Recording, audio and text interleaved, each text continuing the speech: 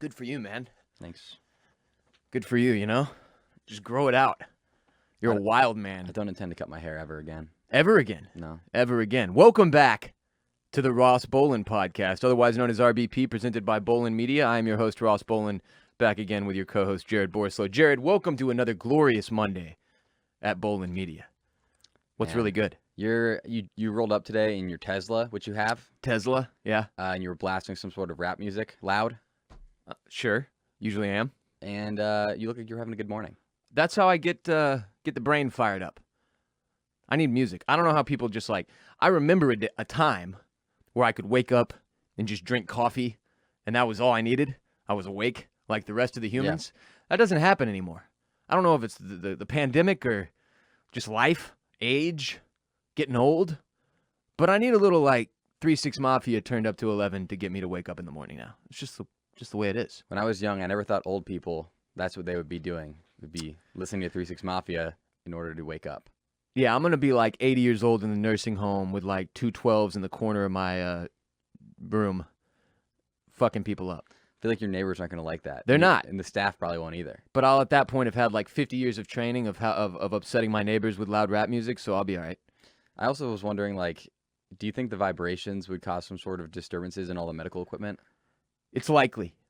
It's likely, Jared. We're in the midst of the madness.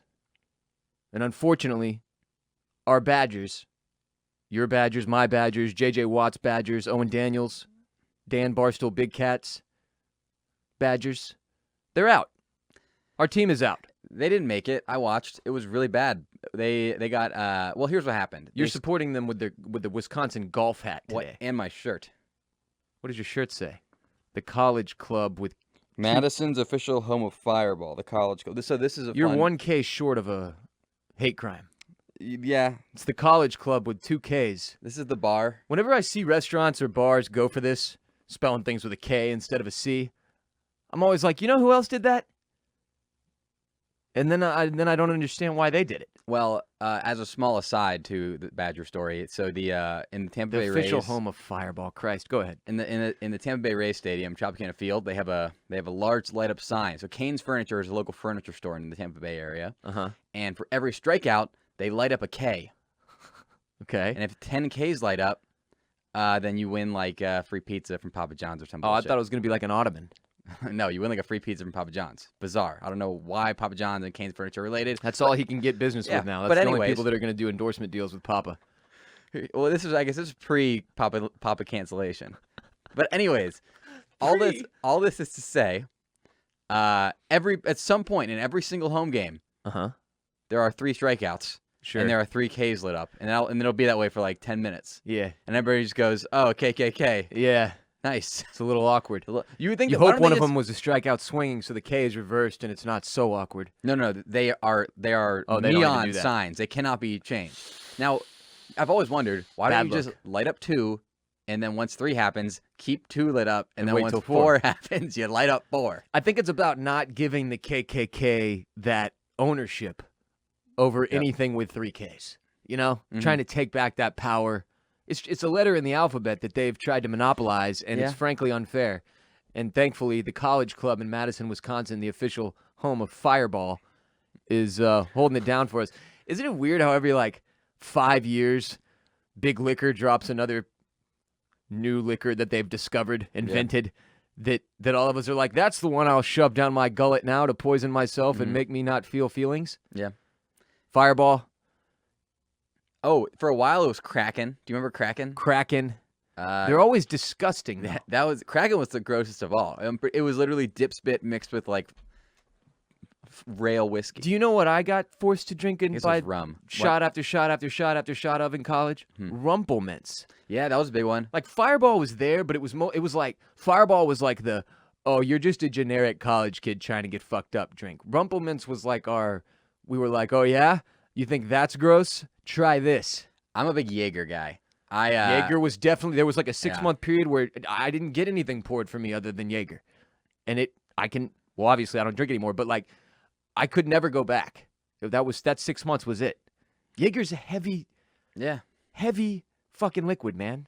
You see, the reason I would drink Jaeger is I read on 4chan that it dissolves the gum that's left in your intestines that you swallowed. Of course. And so that's just kind of what I did it for, and it cleared me out. Strategy. Yeah. Strategery. I will say this, the last thing about the KKK. Uh-huh. You never would have thought Papa John would have been the guy to really go against the KKK, but here we are. Here we are. It's Papa. He's taking a stand. Badgers are out. Now it's just gambling season, which we'll touch on later. But until then, let's get into today's show with our first segment, Insane Headlines of the Day. I've got one for you, Jared. It's mildly upsetting. Also rather hilarious. It's from the Daily Beast. Biden White House sandbags staffers, sidelines dozens for pot use. They're like bags of sand. Can you imagine being sandbagged by the Biden White House? I don't want to be sandbagged in general. I don't really know what that means, but if they're like, you hear about Jared? He got sandbagged. Like, I don't know You what sandbagging son of a Yeah, bitch. what- That's all I know it from is wedding singer. Bags Wedding of sand. Like 40-year-old virgin. They feel like bags of sand. Like, I don't know what sandbagging means. It's just a bunch of different movie quotes. Repurposed. Yeah, I'm trying to find the actual... Okay, here we go. Sandbagged or sandbagging. There's several definitions here. 1, to furnish with sandbags. 2, to hit or stun with a sandbag, which I'm imagining is what Biden did to all of his staffers. He took a sandbag, and each one that he suspected of pot use, he went by and just whack, you're out cold. 3, to set upon violently, attack from as if from ambush. Also could have been that. To coerce or intimidate as by threats, and to thwart or cause to fail or be rejected, especially surreptitiously or without warning. Now that's obviously the one that they're the verb that they're using here. It's not that Biden's beating his staffers over the head with sandbags. It's that without warning, a bunch of staffers have been suspended, asked to resign, or placed in a remote work program, which sounds mildly controversial, due to past marijuana use, frustrating staffers who were pleased by initial indications from the Biden administration that recreational use of cannabis would not be immediately disqualifying for would-be personnel, according to 3 people familiar with the situation. It's just funny, because if the news broke that Biden was sandbagging staffers because they drank Jaeger, everybody would lose their goddamn minds. But because it's pot and it's Biden, it's just kind of, I don't know, expected. He's got some personal biases due to life experience that have caused him to not be the most pot or drug-friendly guy. All right? The old man simply doesn't get it. And that's okay. Frankly, this is funny to me, kind of. Like, the Daily Beast reports, the policy has even affected staffers whose marijuana use was exclusive to one of the 14 states and the District of Columbia where cannabis is legal. First of all, I have questions. Are they hair testing these people? How do you get the geography of where they smoked weed? Yeah. Well, they're Are like, you having to just straight up own up to it? Like, yes, once I smoked pot in Oregon. I think that's what you're having to do. A lie detector? While they're hitting you with a sandbag over the head to make you tell the truth? It's very confusing. It's like, oh, this is actually the Colorado strain of Gorilla Glue, not the. Yeah, how are they going to know? I don't know. I don't get it. I think it's all self-disclosure. Maybe they hair test too, and they're like, okay, we know you smoked it. Where'd you smoke it? Also, it's weird. Why does it matter? This is the detail that they went into, though. In some cases, staffers were informally told by transition higher-ups ahead of formally joining the administration that they would likely overlook some past marijuana use, only to later be asked to resign. It'd be like if I hired you, and in the hiring process, I was like, Jared, tell me about pot. And then you got into the times and places you'd smoked pot, and I was like, Jared, we're pretty sure we're likely going to overlook this past marijuana use. You're hired. Maybe they only said they were going to overlook it so people would be more forthcoming and admit it. Narcs. And then they sandbagged them. They sandbagged these sons of bitches. Okay, did I hear you say that weed is legal in the District of Columbia where these people are working? I'm quite confident, but I'll Google it now. How can you... I don't get it. How, if it's legal in the place they're working, how can they say you can't work here if you do the thing that's legal here? This is what's fun about it. It's legal in D.C., but it's federally illegal, and our federal government is housed in D.C. So all the people in D.C., if you work for the federal government, you can smoke weed, but you have to also prosecute. can't smoke weed.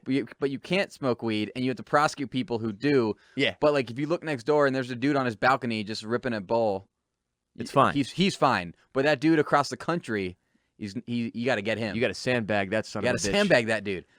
This is so. It just doesn't back ass words. Yes, it doesn't really make sense. In response to this news story, again from the Daily Beast, White House Press Secretary Jen Psaki tweeted out on Friday. Is that how you Psaki? I think it's Psaki. Psaki, P-S-A-K-I, tweeted out on Friday an NBC News report from February stating that the Biden administration wouldn't automatically disqualify applicants if they admitted to past marijuana use. What kind of a moron applies for a job at the White House and checks the box for weed use, though? This is a perfect example of one of these times you lay out a little white lie, bro. Like, I'll give you an example. I've got this friend, Timmy.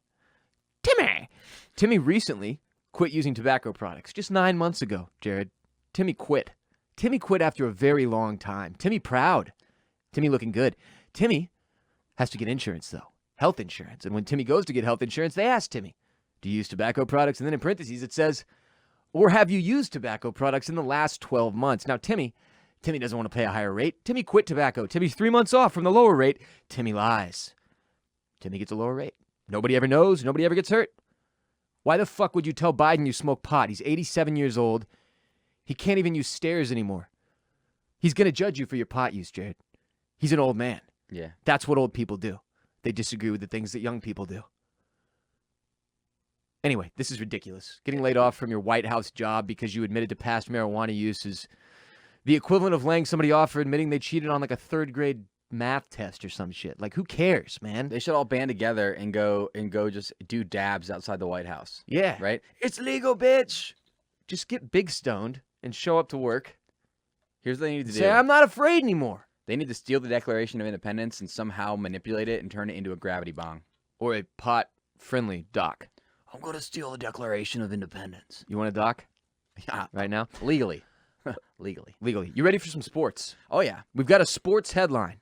But first, this episode of RBP is brought to you by MyBookie. March is here. The madness has officially begun. It's time for you to shoot your shot and score big on the nonstop action with MyBookie.ag. Doesn't matter if you have multiple brackets, if you're just betting the national championship winner, or simply looking for player and game props each and every game, MyBookie has you covered. Sign up today at mybookie.ag. So the thing about MyBookie is that if you fade Ross, it's almost guaranteed money. That's very true. If you just look out on Twitter or Instagram for whatever bet I'm on, do the opposite of that, you are likely to win money. When you use the code RBP upon sign up, you can secure a deposit bonus up to $1,000. Make sure you use our promo code RBP so they know we hooked you up. That's promo code RBP to claim your first deposit bonus. Stipulations apply. They've got college ball, NBA, NHL, no matter the sport, no matter the minute. MyBookie.ag puts the action in your hands with in-game live betting. Even if you miss puck drop, tip-off, opening pitch, whatever it may be, you can still get in with the choice from thousands of lines and odds. You can turn any game day into payday. Bet anything, anytime, anywhere with MyBookie.ag. Use the code RBP when you sign up.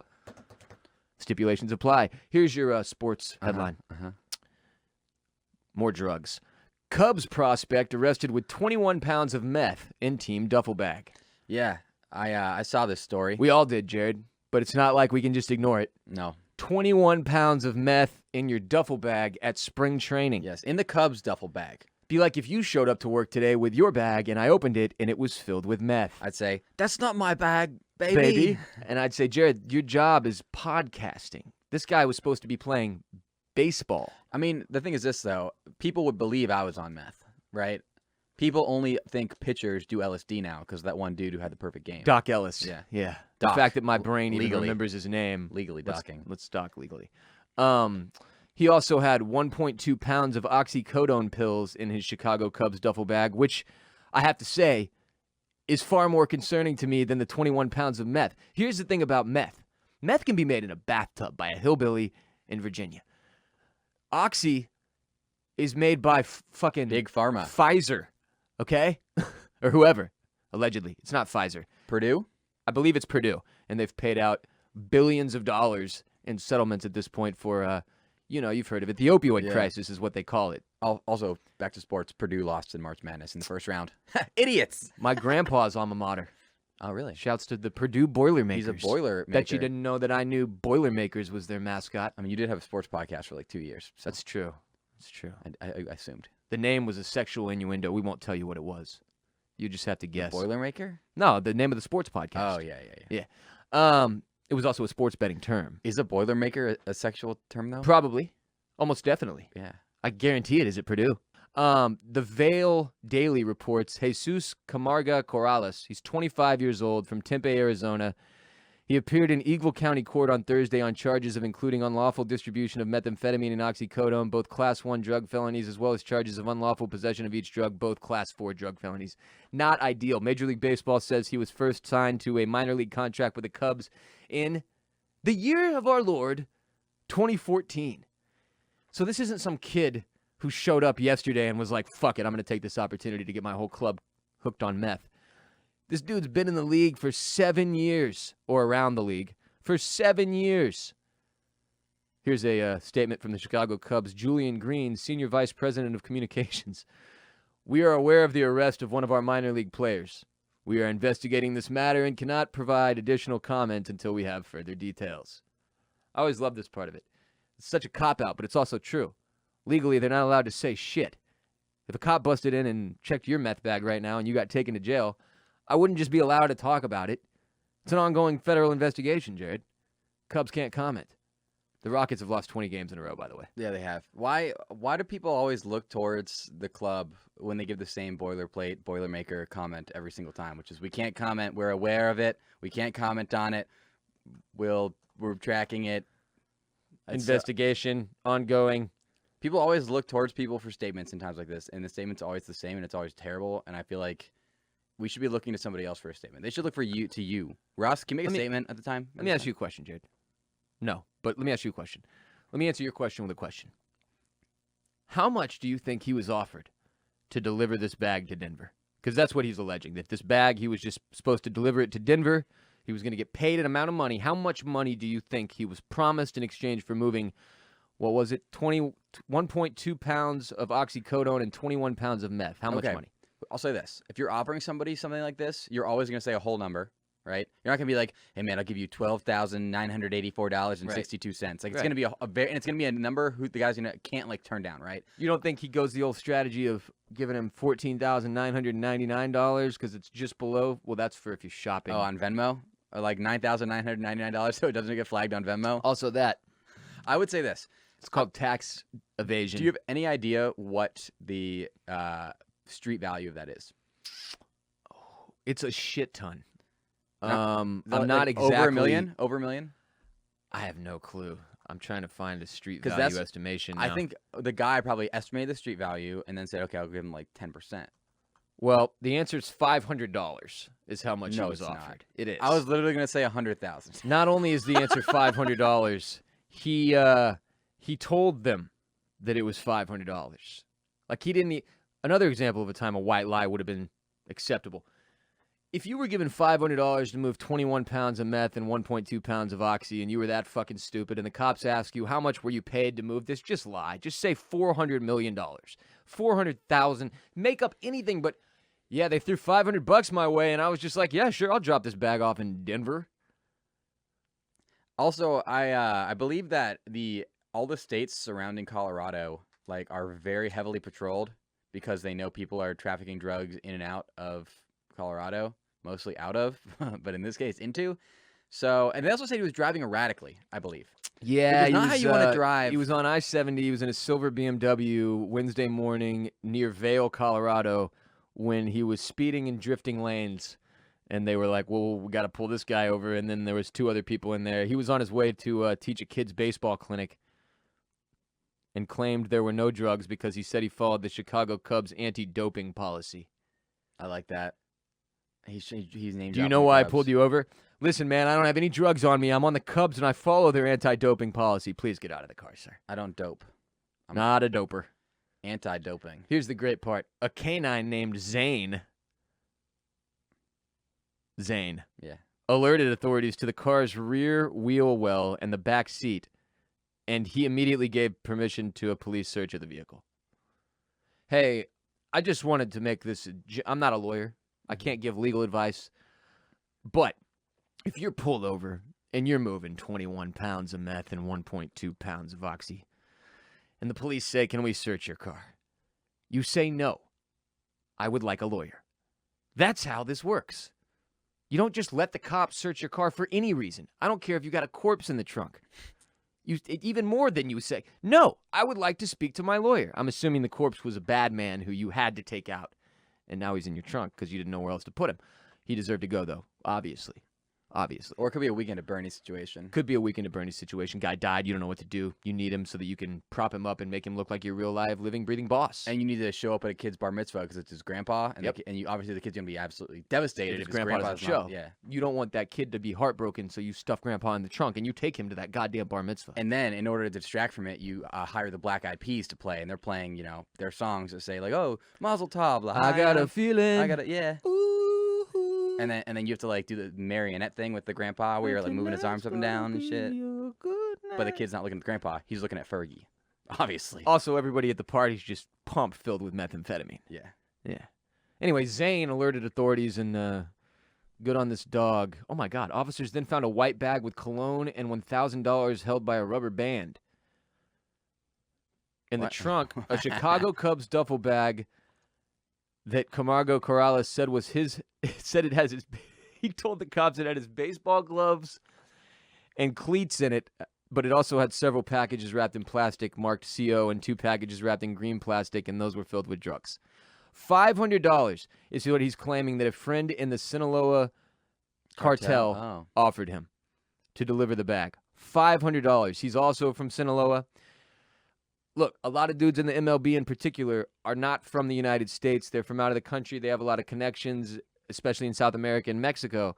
And in some cases, these guys are put in positions where they feel like they don't have a choice. So we obviously don't know exactly what happened here.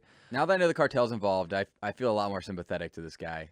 Because it's potentially like a situation where his family could have been threatened. We don't know. Yeah. We don't. It's Sinaloa, Mexico is, and the cartel, they don't play, bro. If they tell you to take some shit for $500, $200, $10,000, whatever the fuck, the amount of money is not really consequential.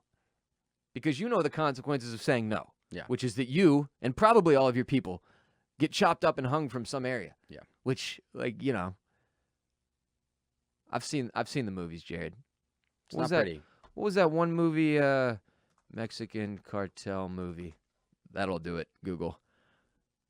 Sicario. Sicario.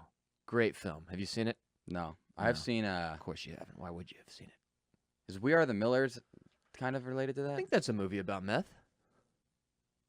There's some drugs involved. No regrets tattoo, I know. It's there. And We Are the Millers? That's huge. That's where that's from. Well, anyway, Jared, I would appreciate it if you could avoid using your work bag to move meth and oxy. I can try.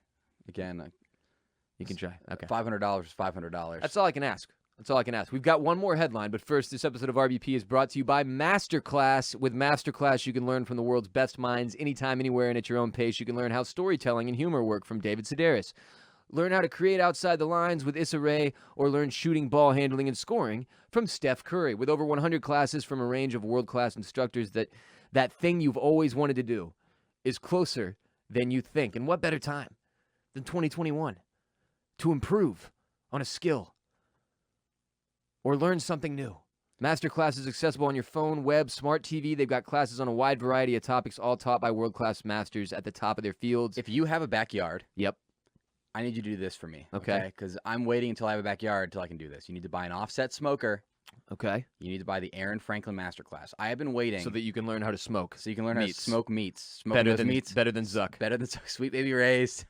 Smoking those meats. Oh, yeah. Sweet Baby Ray's. But Sweet Baby Ray's. I am so excited to do because Aaron Franklin, he goes all out. And that's Franklin Barbecue, best barbecue in Austin. And he's on Masterclass teaching you how to smoke. Yep. Which is a perfect example of how many masters they have on Masterclass. They've got ready a lot to of impart masters. their knowledge to you, Jared. To you. Jared and I have found a shit ton of classes that we can't wait to take. As Jared said, he can't wait to get a backyard one day so that he can get a smoker and then watch Franklin's Masterclass. You can find all available classes at masterclass.com.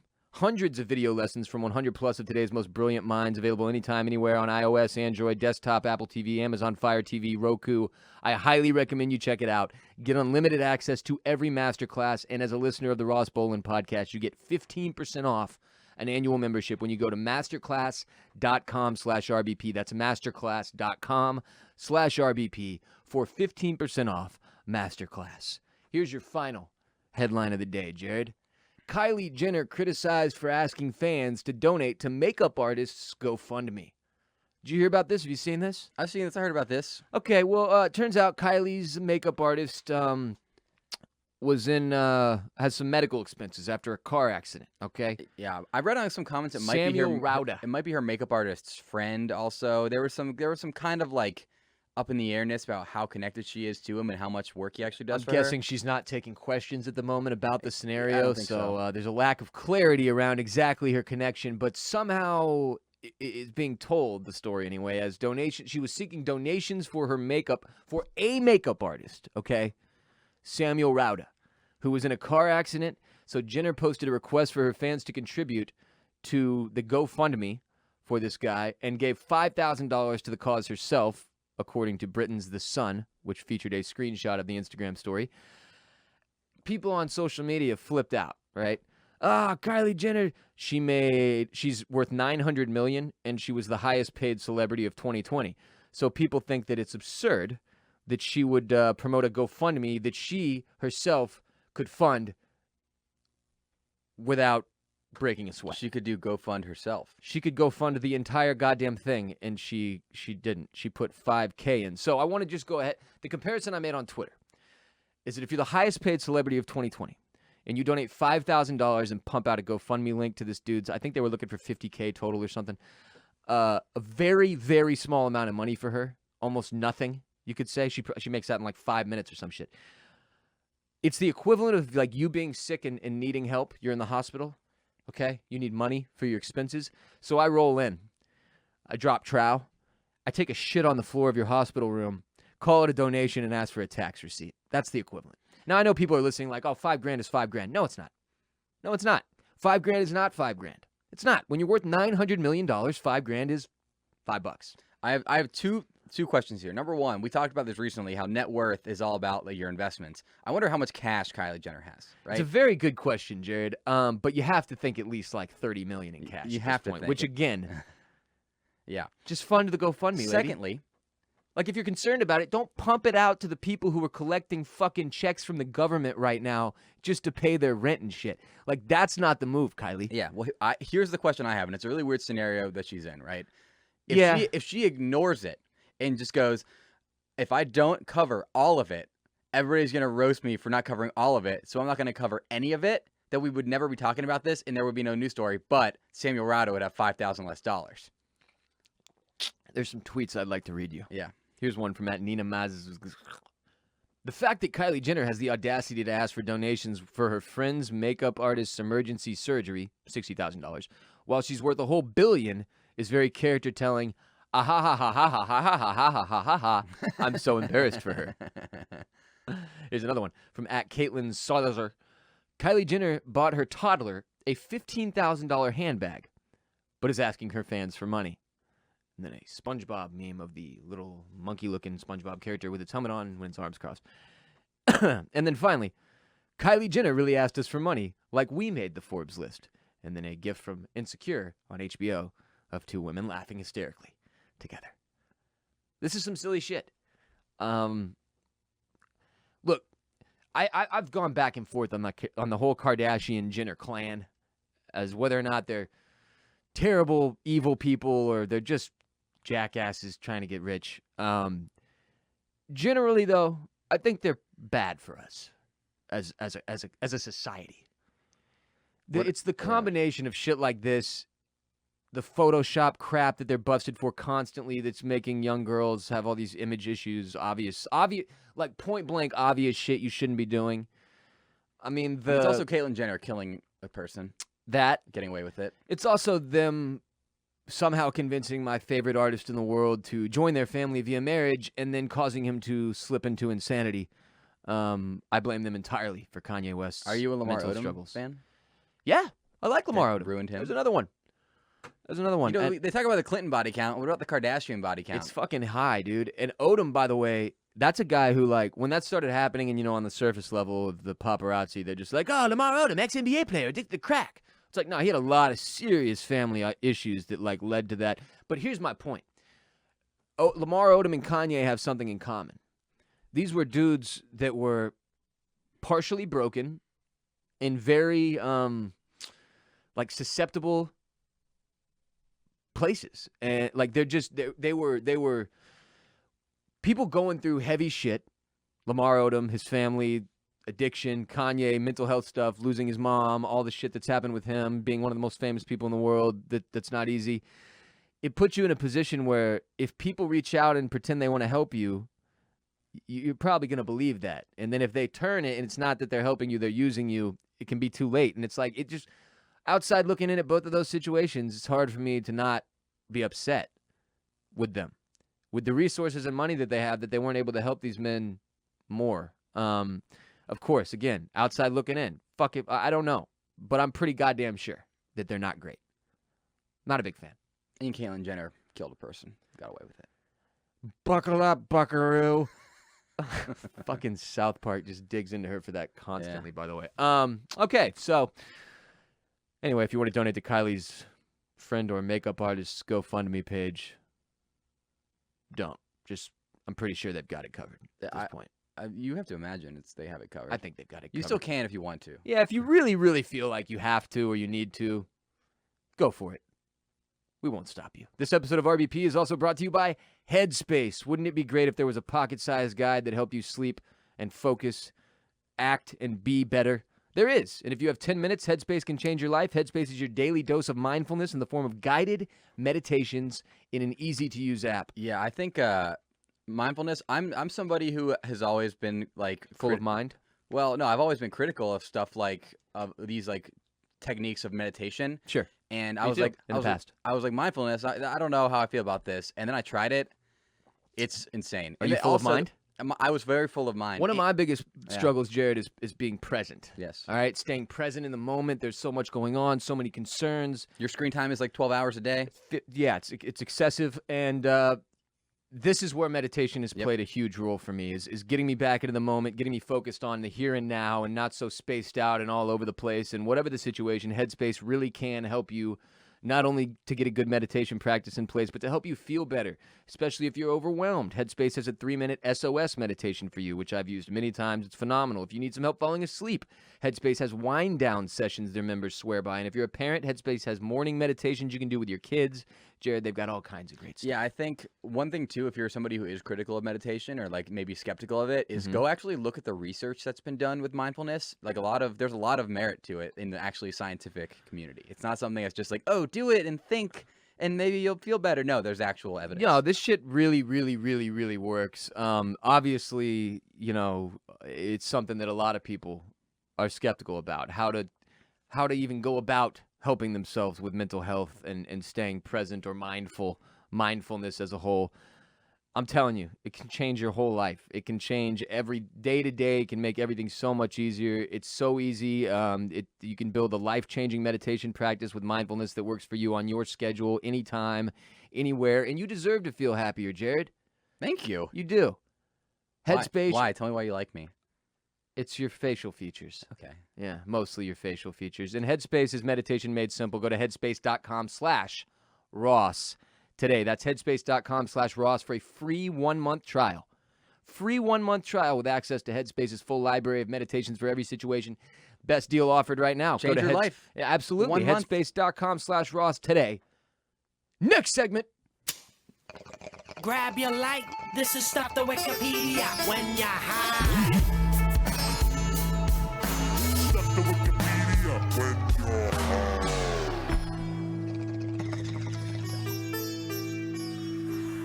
Jared, we've done a lot of these. Yep. This segment has been done many, many, many times. We're almost at like 400 episodes. We've probably done 100 Stuff to Wikipedias when you're high at least. Today's is one of the more bizarre that I have ever heard. It's one that was fed to us on Twitch from one of our viewers on Twitch. And it's the Cadaver Synod. Synod. You looked it up right before. Synod. S-Y-N-O-D. Synod. Cadaver Synod. Also called the Cadaver Trial. And it's the name commonly given to the ecclesiastical trial of Pope Formosus. Real name, F-O-R-M-O-S-U-S. Pope Formosus. Dude, that's how many mimosas I drank on Saturday. Formosus. This guy had been dead for 7 months. when they put him on trial. Like they put him on the stand and asked him questions. He was a corpse. Did he respond? No. The trial was conducted by Pope Stephen VI, the successor to Formosus' successor, Pope Boniface VI. Stephen had Formosus' corpse exhumed, meaning dug up, brought to the papal court for judgment, and then accused him of perjury and having acceded to the papacy illegally, meaning that he became pope illegally. Mm-hmm. I'm assuming by making the votes illegal. Maybe it had something to do with the smoke. Remember, the smoke's coming out of the chimney with the Fake- cardinals decide? You think he faked it? I think he went and snuck into the chambers and just blew smoke out the chimney. You blowing smoke out of your ass right now, aren't you, Jared? Yes. Yeah. At the end of the trial, Formosus was pronounced guilty, so he didn't do a good job of testifying in his own defense. Wow. His papacy was retroactively declared null. Therefore, he was never pope. But he was, and he's been dead for 7 months when they took it away from him. But maybe it's one of those things where don't they think you never die if you're pope? Don't you? It's like that Oasis song, right? You and I gonna live forever. Aren't you half Catholic? I was baptized Catholic. Yes. I don't think the Catholics baptize people. That's called Baptist. They sprinkle water on your forehead and slap you, I believe, when you're a baby, right? They go, pop, and you go, Jesus. I don't remember that. You know? I don't recall that. But You'd be young. You would have I suppressed was it. very young. Maybe I Yeah. did suppress it. Maybe they whacked me too hard, and that would explain a lot more things. I got to know how this is one I haven't heard of, though. I've only heard of this because future RBP guest Dan Regester covered it on his podcast. No shit. Yeah. Dan, our man, he's going to be here soon. I'm going to read some of this Wikipedia page just because it's there's a lot, first of all. If you want to go read about the cadaver synod. Synod. God damn it! Synod. Then go do that on Wikipedia. It says the macabre spectacle turned public opinion in Rome against Stephen Stephen Formosus? against Stephen. Just called him Stephen. Formosus' body washed up on the banks of the Tiber, and rumors said it had begun to perform miracles. A public uprising deposed and imprisoned Stephen. He was strangled in prison in July or August of 897. Who the fuck is Stephen? That's what I was wondering. When did we talk about Steve? Oh, that's another pope. Pope Stephen? Pope Stephen the Sixth.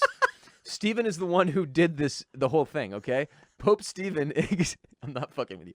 Pope Stephen exhumed Pope Formosus' corpse, brought him in, put him on trial, found him guilty, took away his papacy, and then he was killed by the public?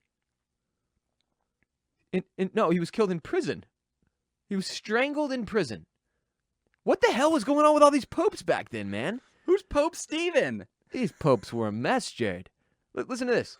Listen to this. This was a period of political instability in Italy, okay? This period, which lasted from the middle of the 9th century to the middle of the 10th century, was marked by a rapid succession of pontiffs. Between 872 and 965, which is roughly 90 years, two dozen popes were appointed. Between 872 and 965. And between 896 and 904, which is only an 8-year span, there was a new pope every year. Every year. Often these brief papal reigns were the result of the political machinations of local Roman factions about which few sources survive. So we don't even know what was really going on. Fun stuff. That's a lot of popes. I actually had an idea That's too many popes, many are saying. I had an idea for a TV show, which I don't know if saying it right now, if it gets made, I'll be so pissed. Yeah. It's called So You Want to Be a Pope, and it's a TV show about the behind-the-scenes production of a TV show where a bunch of idiots are vying to be the next pope. I wish I would have been alive during this time period. 896 to 904, new pope every year. I feel like that's how it should be done. Give me a new pope every single year. I mean, put the other one in prison yeah. and then strangle him to death. Yeah. Honestly, you say that wow, what's going on back then? I don't know. There's a lot of weird shit going on with the Pope nowadays. I mean, there's always been weird shit. I mean, he just liked an ass pick. Right? He liked an ass pick, and then he won't tell the gays good luck. Yeah. There's with their marriages because of the sin that apparently only they carry. Is lust a sin? Because he's lusting after that thick, juicy ass. Yes, it is. And he was. Pope horny Michael. Pope very horny. Anyway, turns out another piece of insane Catholic papal history that we didn't know. There was a Pope Stephen. Pope Steve. Pope Steve was strangled to death in prison. There's also a Pope Formosus who was dug up after death and put on trial as a corpse of 7 months. Found guilty, and his papacy was retroactively declared null, which I got to say is kind of horseshit. Do you think he was If I'm crossing- Pope, I'm Pope. You don't get to tell me I wasn't Pope after the fact. Did they how did the examination go? Were they just saying facts, or were they actually talking to him like? Was it an assumed plead the fifth situation? Like, I don't get it. Talk, damn you! We have ways of making you talk. They're like hooking up like electrodes to his testicles and his nipples. Yeah. I don't even think electricity was a thing It's yet. Pope Formosus, Jared.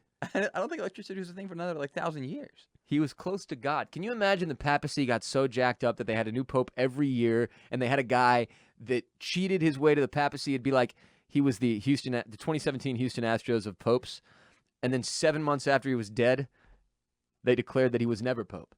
Then what? Retroactively, was everybody just living in a period where there was no pope?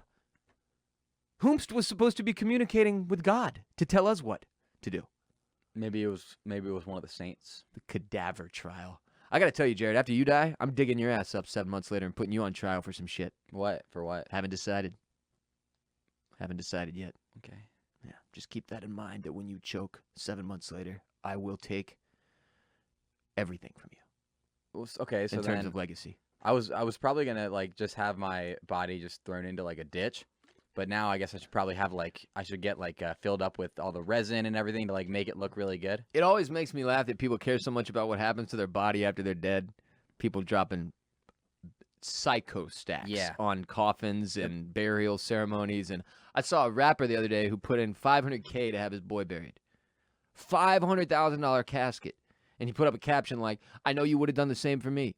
And I was like, shit, I'm going to make sure my people know not to spend a single fucking penny on my dead body. I literally want to Just be like you said. thrown. Because that's what is supposed to happen when you die. You fall to the ground, and then Everybody you're- goes, oh, yeah, oh no, fuck, J-Bone. oh, fuck, J-Bone. But then they move on and you Yeah. become one with And the then dust what again. happens is they bury you so you don't smell really bad in the camp in the area. They got to get rid of you. And because it's so the animals don't tear you apart, but then the maggots get you and all you get eaten apart, and then that's a circle of life. Okay, and then I come back and I'm a rabbit named Mr. Whiskers, and I hop around and I bonk field mice in the head. Do you believe in reincarnation, Jared, on some level? No, Me neither. It doesn't make sense to me. but I'm going to die and then I'm going to come back? I And don't perhaps as a understand- bunny named Mr. Whiskers? I don't know what happens after you die. I know a lot of people think, oh, J-Bone knows, and I can't wait for him to say it on the pod. No, I Yeah. actually have no idea. Honestly, the entire marketing scheme for this episode was that Jared was going to tell us what happens after we die. Jared reveals the truth about the afterlife. Turns out it was clickbait. Sorry if you came here because of that. Also, don't exhume me. Like, if you're going to exhume me, do it immediately after death. Don't go bury me somewhere and then pull me back out 7 months later for an exhumation. If you want to do a trial, let's get it on. Right then and there. Fresh corpse. Just stop beating heart. Put me on the stand. Let me have a chance to defend myself. A chance. A fighting chance. Hook the electrodes up to my nipples and testes.